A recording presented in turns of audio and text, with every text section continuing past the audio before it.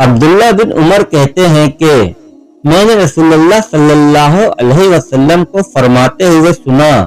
حجر اسود اور مقام ابراہیم دونوں جنت کے یاقوت میں سے ہیں، اللہ نے ان کا نور ختم کر دیا، اگر اللہ ان کا نور ختم نہ کرتا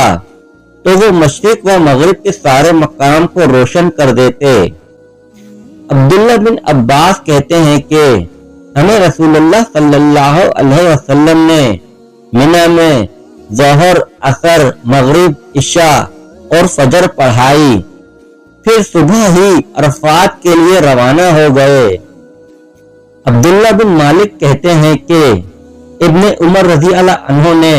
مزدلفہ میں نماز پڑھی اور ایک اقامت سے مغرب اور عشاء کی دونوں نمازیں ایک ساتھ ملا کر پڑھی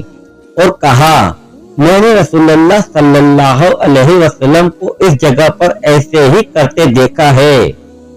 جابر رضی اللہ عنہ کہتے ہیں، نبی اکرم صلی اللہ علیہ وسلم 10 ذی الحجہ کو ٹھنڈی چاش کے وقت رمی کرتے تھے اور اس کے بعد زوال کے بعد کرتے۔